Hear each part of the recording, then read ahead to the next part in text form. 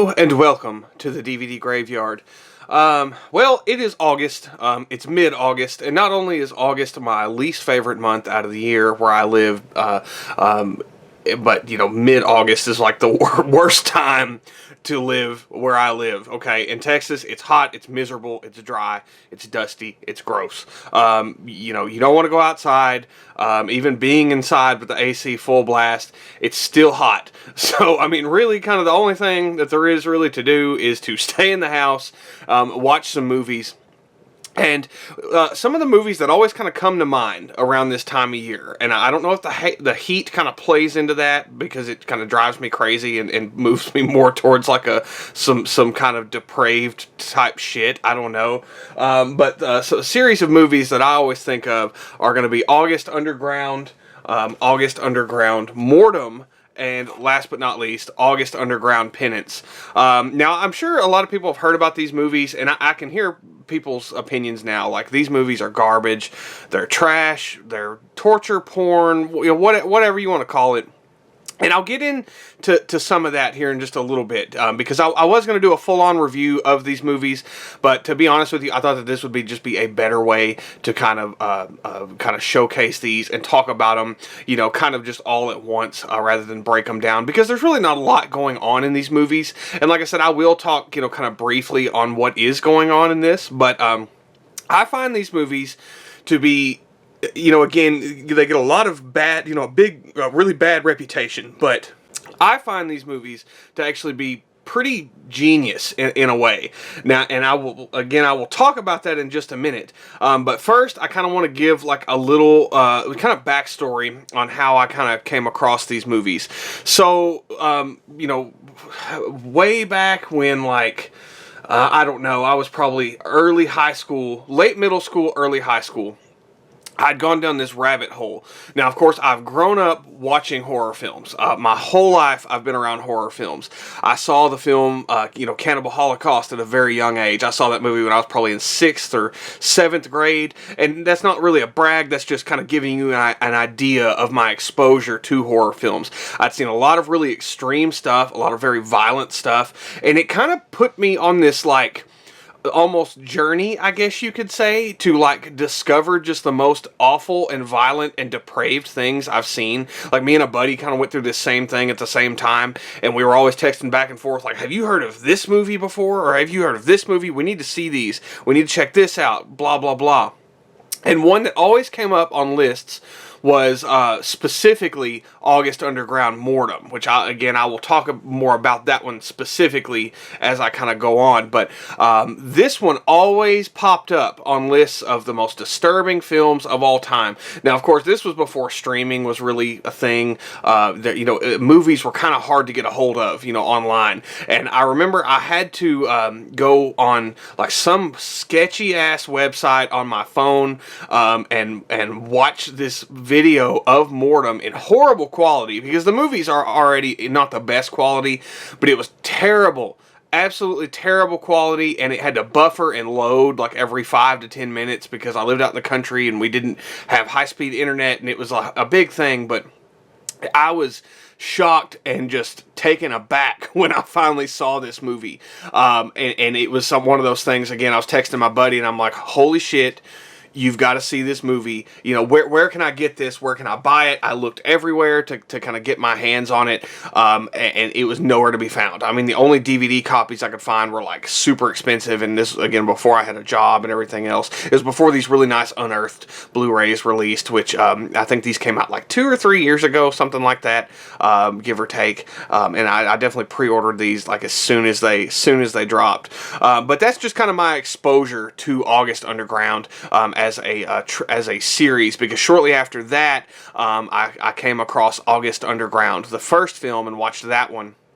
And it wasn't until many, many years later that I actually got to see Penance, because Penance was kind of, for some reason, it was kind of harder for me to find that one for some reason. I don't know why, but I've seen this one the least, most definitely. But anyway, we will kind of break that down. So for starters, I want to talk about each film kind of individually and kind of go over these Blu-ray releases, because I was so super freaking pumped to get this on Blu-ray. Like, I was just kind of scrolling through Amazon on one day, and I just happened to see August Underground pop up on there as like a suggested film, and I was like, what the fuck? Like, what is this? So I checked it out, and it was, this one was already out, and then Mortem was on pre-order, and then the pre-order for Penance had not dropped just yet, but it dropped shortly after that, so I immediately pre-ordered, I ordered this one, pre-ordered the other two.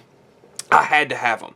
These are movies that I absolutely wanted in my collection because, again, they were like almost Grail type movies that I could not for the life of me get my hands on. Like I said, the only DVD copies were super expensive. Like, you could get the whole trilogy on a DVD, but it was like $150 to $200, and like I just could not at the time justify shelling out that for a movie. You know what I mean? Like, I'm still kind of weary unless it's like a box set or something. I really still won't do that. So I was super happy to get this. This was released by Unearthed Films. These are really nice Blu-rays that are super loaded now with special features. Incredible. Tons of like interviews, behind the scenes type stuff. These are the versions of these films that you want to get if you want to own them. Really cool looking slip covers, very creepy looking. And this comes with the Blu-ray and the DVD. There's the alternate cover art and the spine there, and on the back, kind of the same thing on the back. And then when you open it up, see, I've even still kept my invoice in there. Whenever you open it up, you've got that alternate cover art, which is also really, really cool. I've kind of flipped them out kind of here and there from time to time, but I like this one, you know, most definitely. It kind of speaks for what the movie is. So, like I said, I plan on doing I thought about doing a review, and I did kind of do a review over these like a couple years ago. I think like 2 years ago now at this point. But you know, the way that I do reviews now, I figured there's no way that I'm really going to be able to show any footage from these movies because it's just so blurry and grainy, and all the violence that is shown in the movie is so over the top and realistic and so just gross looking. Like, and there's just, we'll get into that more when we get to Mortem, but there's just some horrible stuff going on, and I don't like to shy away. Like, whenever I make a review or do a review, I don't really like to shy away from showing the gore. Like, I like to actually show some gore, but there's like a fine line in there where it almost becomes like a little too realistic, like, if you get my meaning, and that's kind of where these films kind of fall in. So anyway, you know, aside from that, like I said, this is the first August Underground. This was released in 2001 by Fred Vogel. He directed this film, and he stars in this film as the main serial killer. And this movie essentially is a serial killer's home video. Like, I'm sure a lot of people have heard that kind of concept. Like, you know, you just find a random, and that's actually on the back of this Blu-ray. It's, you know, just as a scenario, you find a random VHS tape just on the street somewhere. You take it home, put it in, and you get this. That is just a horrifying concept, and that is the concept that Fred Vogel wanted to play with. Now, a lot of people will say, when you talk about this movie, you know, especially this first film, a lot of people talk about how boring it is, how slow it is, how pointless it is. There's no story, there's no plot, there's nothing of value going on. The characters are annoying, they hate the main guy, they hate the cameraman, all this.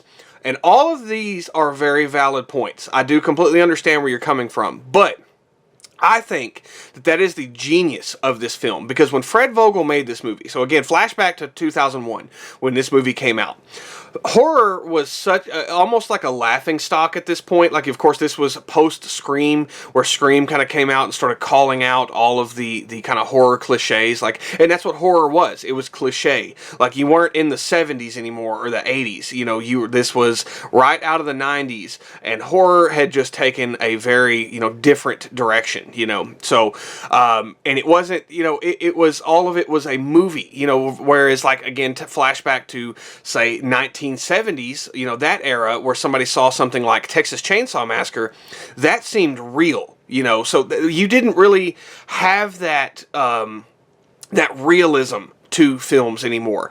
And that's kind of what Fred Vogel was trying to achieve. Is he was trying to create a movie that really called back to what horror really was. Something that really, truly was supposed to scare you, freak you out, disgust you.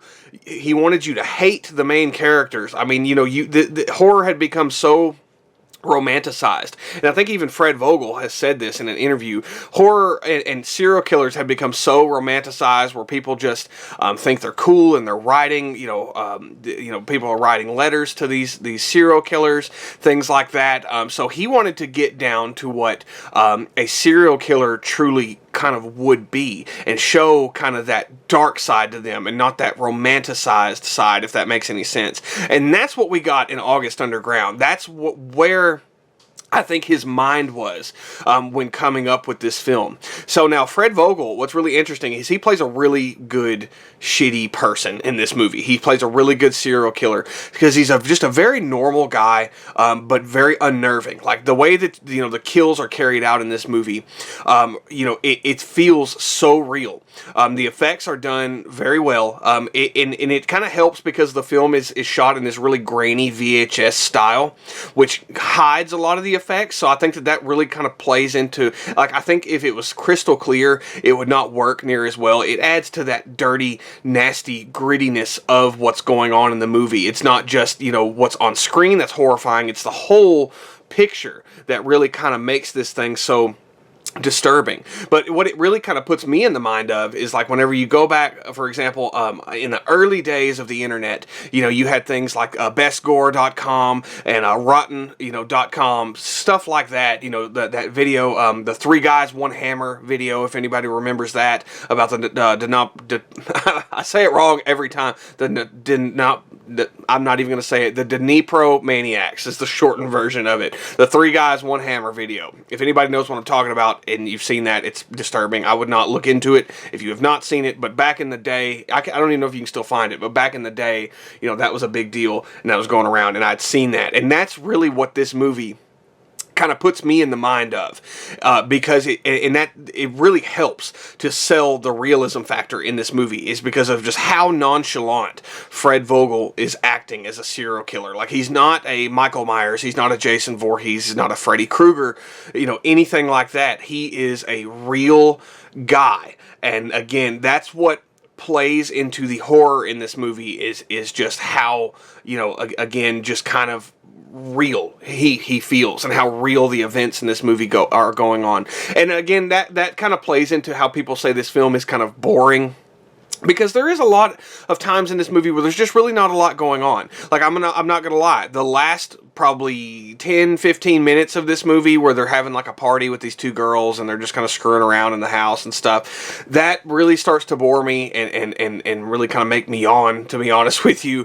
just because there's really not a lot going on. But so I get where people are coming from saying this film is boring, but I think that you have to have, again, much like like Friday the 13th or Halloween, using that as an example, you have to have those slow moments to make the action or the violence, it's juxtaposed to that to make it feel even more extreme. And again, it just adds to the realism factor, in this movie. So again, I get where the complaints are coming from, but I definitely think that this movie is kind of an unsung horror kind of underground gem, that a lot of people don't really talk about. Like, if you're into extreme horror, okay, like, this is not for just the casual horror fan, by any means. But if you want something kind of extreme and you're wanting to kind of go over the top with it, and you go down that dark rabbit hole of horrible, violent movies, this is a good one to kind of start with and pick, because it's pretty awful.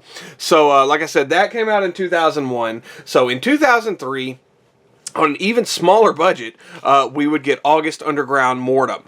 So this one is truly the one, like I said, whenever you would get those lists of the most depraved movies and most disgusting and violent and horrific films, this is the one that always popped its head up all the time. This was always number one on those lists.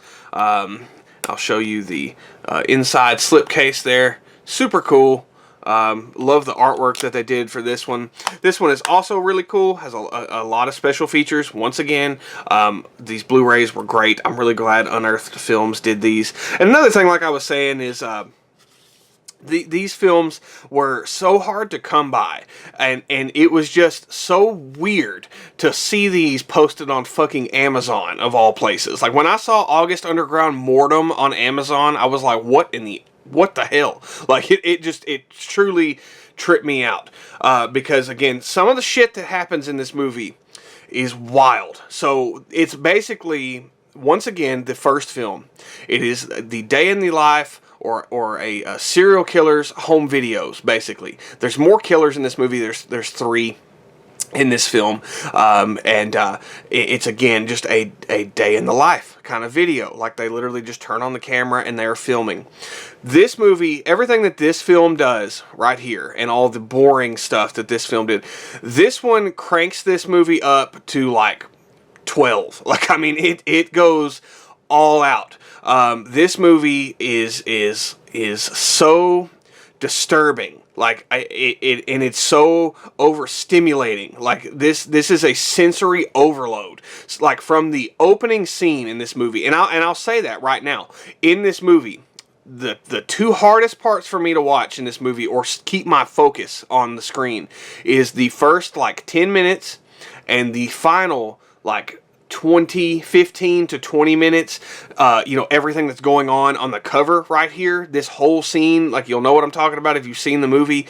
That final part is so overstimulating, like, and there's so much going on, just people screaming and vomiting and cursing, and there's blood, and there's self mutilation, there's genital mutilation in this film, there's coprophilia in this movie, necrophilia in this movie. I mean, there's a lot of shit going on in this. I mean, it's fucking crazy. It's probably one of the most wild and like, just not really, I don't really want to say sickening, but it's just it's crazy. Like, again, it's just a sensory overload, and we get again a lot of those slow moments in this movie. Like, they meet another serial killer. And he, those moments are kind of slow, where Fred Vogel is in there. Once again, Fred Vogel comes back to kind of play the same character, along with 2 other people that he lives with, who are brother and sister, who, engage in some incest in different parts of the movies. Again, any kind of taboo that you can think of is in this fucking movie, like 100%. So there's a scene where they're kind of getting a tattoo. One of the guys is getting a piercing. Just a lot of little stuff like that. There's a scene, where the girl in this movie, who's Christy Wiles, I think is her name, who plays the character of Krusty in this movie, she's literally just cutting herself, for like 5 straight minutes. There's another scene where it's her just literally vomiting on a corpse, or like on this girl, for like a good 5-10 minutes, something like that. So it's a lot of shit going on. And like I said, you'd think, saying that this is going on for 5 minutes, 10 minutes, or whatever. These are really short movies. Like, the entire trilogy you could probably watch in about 3 hours, I think, if I'm not mistaken. But they feel so long. Like, I mean, they feel like they drag on forever. The only other movie I can think of that felt longer than this, and it really tried my patience getting through it, was the film Black Metal Veins, which I reviewed on my channel, like I said, again, like 2 years ago, somewhere around the time that I got this. But this one, at least, it kind of, it has the violence factor that movie was kind of lacking, that I don't really want to say I enjoy, because, like, I don't really enjoy these movies, if I'm being honest with you. They're not something that I'm like, oh yeah, I'm going to watch August Underground. But they really kind of put me in a perspective, and they kind of reset my palate in a way, if that makes any sense. Like, just like sometimes I'll watch, like, non-horror, like I'll watch cartoons or something like that to kind of cleanse my palate. This kind of, like, in a weird way, kind of resets it. I don't know how to really explain that, but after I watch these movies, like, it really makes me enjoy a lot of other movies a lot more. I don't know why, and I don't know if that even makes any sense, but that's really kind of what I use these movies for. I'll watch them maybe like once a year, like with a buddy of mine. We'll kind of sit down and check these out. But Mortem, like I said, is always the hardest one to get through. Every time we're going to put Mortem on, it's like, Oh fuck! Like, oh my god! Like it's time. We're gonna watch this. And again, I don't even think Fred Vogel really wanted to do this one, and a lot of the stuff in this film he didn't really want to do. I think it was other people kind of pushing him to make some of these even more horrific scenes, because he's not in every scene of violence in this movie. But I think he was kind of pushed into that a little bit. But I think it worked out, because this movie is super notorious for just being horrible, violent, everything that you can imagine. It's sickening, disgusting, everything. It does, again, any bad thing that you can think of, taboo, whatever, it's in this fucking movie, I guarantee you. Drug use, everything.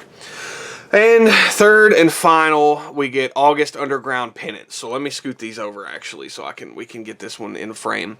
This one came out in 2007, and I personally think it's not the tamest one in the trilogy.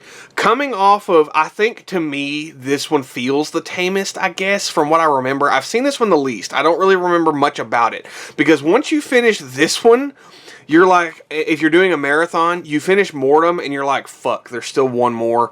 Like, really? I've got to watch one more of these. This one, like I said, to me, I don't know, again, if it's coming off of Mortem, just makes this one feel a little bit tamer. In all honesty, I think the first August Underground is probably the most tame out of the three, like, in my personal opinion. But I don't know. Every time somebody asks me or I'm talking about them, I say that Penance is probably the tamest. And I don't know why. Again, I don't. It's one of those things. The only time I watch it is after Mortem, so that might play into that. So don't take my word for it or anything. But again, very nice Blu-ray. Another unearthed Blu-ray. Like I said, I pre-ordered all of these as soon as they released. Pretty good special features on it. That's the inside there with Fred Vogel and Christy Wiles, who is also in this movie. The third character in the in Mortem, named Maggot. I cannot remember his actual name off the top of my head. There's the alternate cover art, which is actually pretty cool. I might switch that around at some point. But I cannot remember his name to save my life right now. But he is not in this film. I think that they might have had a falling out or something like that. I can't remember. But this one just follows Fred Vogel's character and Krusty, the girlfriend. So this one, out of all three of them, actually has the most. I think it had the largest budget, which was not much. I mean, it was a couple $1,000s is all. It had the most semblance of an actual story. Not much of one, but there's more of a plot going on in this one than there was in these two films, especially Mortem. So it's a little bit easier to follow. Again, the third and final time, it is, again, just a recording. It'd be like me, if I was a serial killer, turning on this camera and going around filming murders and stuff like that. That's, again, kind of what's going on in this, but there's a little bit more structure. Like, they kind of start to feel like guilty for doing some of the stuff, and like it's an odd scenario, and by the end, Fred Vogel is just kind of losing his fucking mind.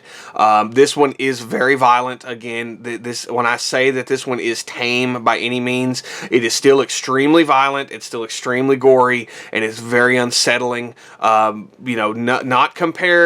anything compared to this one, once again, but it is still something that I don't think a general audience would kind of be comfortable kind of viewing, just on a casual basis, if you will. But this one, to me, like I said, always feels the longest. I don't know if it actually is the longest, because like I said, they're all three kind of short movies, but I think it's just because, again, the only time I watch these is back to back. I watch all three of them. I have a very overstimulating afternoon every time I watch all three of these, and I kind of ruin my day a little bit, if you will. But I watch all three of these back to back, and this one always just feels like it drags, and I don't know if that's just because I'm ready for it to be over with, but that's, again, just kind of my personal opinion. But this one is definitely, it's a good way to kind of cap this trilogy off. It, again, has the most semblance of a story, kind of the most character development out of any of these three films. It's probably the best film structurally in the trilogy.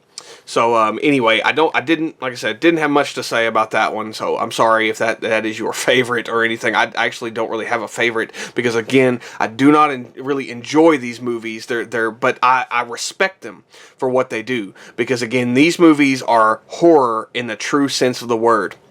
And where I think that these movies shine, or what I think makes these movies shine so much, is one little thought that you have to have before you kind of go into this is, especially me, like I'm into true crime and stuff like that. Like even here recently, a guy got arrested, with like tons and tons of video evidence of we don't even know what yet. The police haven't even uncovered what all is going on. But somewhere, some person, just some normal guy that maybe I know, a friend of ours knows, a family member knows, somebody out there is doing probably exactly what's in these movies. And that to me is the most unsettling thought ever. Because when you watch these movies and you see, like I said, you don't like the main character. Fred Vogel's character in this movie is a piece of shit, which is really funny because Fred Vogel's actually a really nice guy. Like if you watch any of the interviews, he's a really cool dude. I actually feel like I would get along with him pretty well. But piece of shit in these movies. Horrible, horrible human being. But he feels so real, and the way that they're going about these murders, like the first movie, for example, the cameraman is filming Fred Vogel do all these horrible things and just laughing about it and giggling like, again, like something they're not supposed to be doing, like they know this, but he's just kind of laughing. He's like, oh, cut her titty, do this, it just feels so realistic. It feels like a couple people who really know each other, who are just going out and doing these horribly depraved, awful things to people. And the harsh reality is things like this happen all the time that we don't even know about.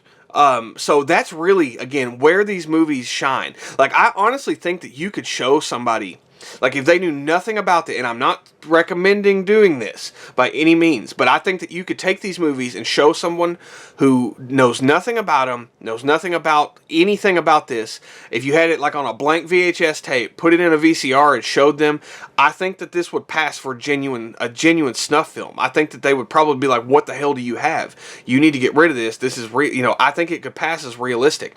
And one of the reasons for that I forgot to mention, but Fred Vogel was actually a student, and I think he was actually an instructor at Tom Savini's makeup effects school. So I mean, that's really where he learned to do all of these excellent makeup effects. And again, if it wasn't for the poor camera quality, because it's all like, the cover of this one tells it all. Like, it's very poor VHS quality. Even like this one, like this is a straight shot out of the movie, like 100%. Like this actual whole scene happens, just plays out just like this. It's all horrible quality, which again plays into the dirty and the nasty factor of these films.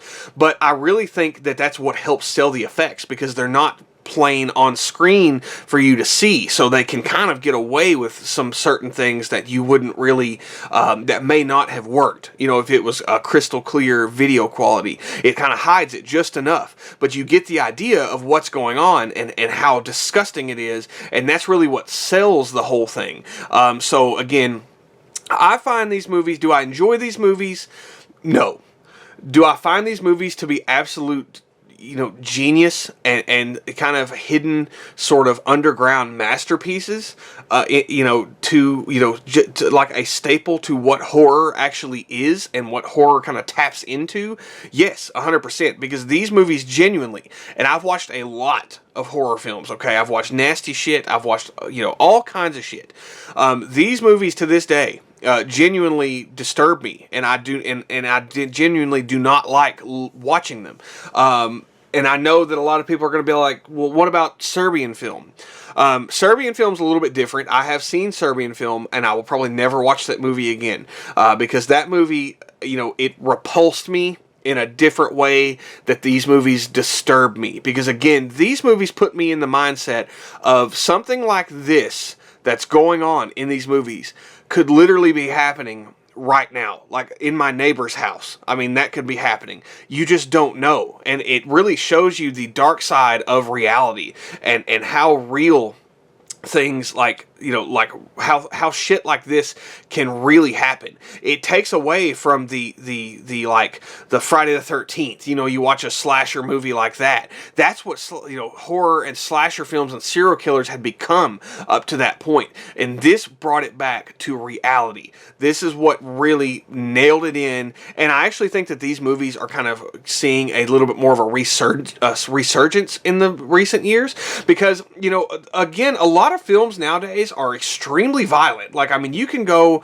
and watch like I saw Terrifier 3 in a theater, and there was like little kids in there watching it, and I was like, oh my god, like I wouldn't take my children to see this movie. Or like, Faces of Death just got a remake, which is odd to me. I still haven't seen it. I've seen the original film, but that really blew my mind. Like that you can see something like that at a theater, and it's so nonchalant, and you can buy it at like Walmart or Amazon. Like that trips me the hell out, because when these movies were a big thing, like way back in the day, whenever I was younger and just kind of starting to get into figuring out what these are about, they were almost impossible to find. I mean, they were nowhere to be found. It was unheard of. You could only really watch it on a really shitty link on some website somewhere that probably gave my phone like 10 viruses. It's one of those things that when you're watching it, you feel like you shouldn't be watching this. This is something that if somebody walks in, they're going to really think differently of you. Or if you show this to somebody, they're gonna find you odd. Or like if police come to your house for whatever reason and they find these, you're going to be placed on a list or something like that. That's kind of the vibe that these movies kind of give me. And they are so disturbing, so chilling. Again, I do not recommend these to just the general public by any means, but a few films that I have found that are similar to the vibe of these movies, that I think that a lot of kind of general audiences, or not really, again, I use that word kind of loosely, general audiences, more like horror fans that are not, digging super deep, but they've seen some violent things, or they've heard about some, a little bit more violent things, might know about.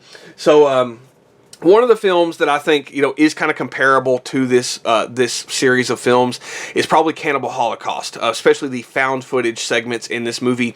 They just play on that realistic vibe, that horrible, ultra-violent stuff going on that just feels very realistic. I think that this movie really plays into that very well, and I think that Cannibal Holocaust is a lot more well-known now. And Cannibal Holocaust I actually do go back to a lot more often than I go back to these films, for various reasons, but this is a really great Italian cannibal exploitation film, which is what these are. These are more modern interpretations of an exploitation film. But this movie, like I said, if you've seen this, you kind of know what to expect. Not completely, but that's kind of the vibe that you're going to get. Another one is, there's one scene in Henry, Portrait of a Serial Killer, where they're watching a video, a videotape that they made of a murder that really harkens back to, especially one scene in particular that's in Penance. This, if you know what I'm talking about, that scene where they do the home invasion and everything like that, and they film the whole thing, and Otis is like holding that woman down, and they end up killing the son that comes in, like. That scene in this movie, again, brings me to the mind of August Underground. Every time I see that scene in this movie when I watch this. And this is a fantastic film, by the way. Super smart movie. Very, very well done. I definitely recommend this. But that one scene in particular is very reminiscent of something like August Underground. Another series of films, but this one in particular, American Guinea Pig, Bouquet of Guts and Gore. This one is entirely just a torture sequence for like an hour and 20 minutes. Like, I showed this to a buddy of mine, and by the time it was over, same friend who's into all these August Underground films with me, that we kind of discovered these together, also released by Unearthed Films. We were so just bored and tired by the time this movie was over. It was just so, like, because you're just in one location and it's so slow, but it's very violent, and I mean the gore is very extreme. But the one thing I can say about these movies, because like I said, people do claim these movies to be boring, and I completely understand that because there's not a lot going on, but there's at least movement in these, and you're not in one stagnant location just watching people be cut to pieces. So again, This is kind of in a similar vein to August Underground, not completely, but it's in that sort of line. Another one that I think is a lot more well known is the Poughkeepsie Tapes. I hear a lot more people kind of talk about this movie. This to me is like diet August Underground. Like if you watch this, you will kind of know what to expect going into August Underground, except they are much more extreme. Like this is definitely has a lot more of a plot. And I do actually really enjoy this movie for what it is. But this one has a lot more of a plot. It has more of a true crime documentary kind of feel to it, which I really like because I love true crime docs and stuff like that, spliced together with found footage. So like I said, this to me, I always call this movie Diet August Underground because, again, it just has that same kind of vibe, same sort of thing kind of going on, a serial killer's home videos, but not nearly as extreme. So that's another one. And last but not least is one that Rogerio Deodato, actually the guy who did Cannibal Holocaust, he was the producer on this movie. This is a Trolls. This is kind of, I've actually heard people call this movie the Spanish answer to August Underground. And I can kind of see that because this movie is, again, it's that kind of found footage sort of thing, but it's spliced together with a little bit of a story kind of going on in there. So it's not as kind of just blatant as kind of what's going on in these, but it is still pretty violent, very uncomfortable. But I did actually enjoy this. I kind of bought this on sort of a whim, just because, again, popped up on one of them disturbing movies lists. And I don't think that these are going to be the end-all, be-all to disturbing films, but I think that they will always have a place in the horror community. In those horror icebergs, if you ever kind of go down those rabbit holes. And to me, these are truly some of the most disturbing films I've ever seen, and I don't think that anything will ever top that. I think that these movies will always kind of hold that spot, in my personal opinion, just because of the realism factor and how grotesque some of the subject matter in these movies are. So I don't recommend anybody just going out and watching this movie and diving headfirst into this. I mean, do it at your own risk.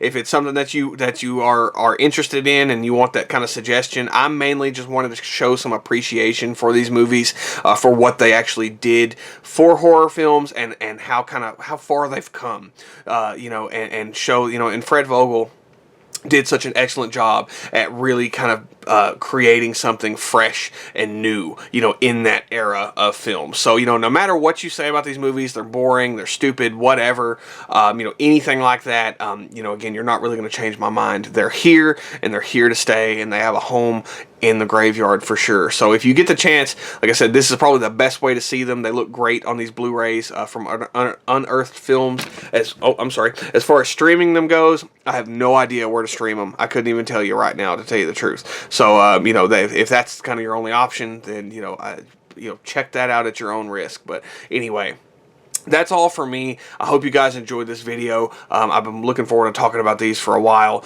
So I may do an extensive review on, each individual one, maybe at some point with a buddy of mine, but I don't know. I haven't decided yet. So just kind of, we'll see. We'll see how that goes. Maybe next August, whenever it that comes around. But anyway, as always, I hope everyone has a great rest of your night. Stay tuned for the next episode, and goodbye.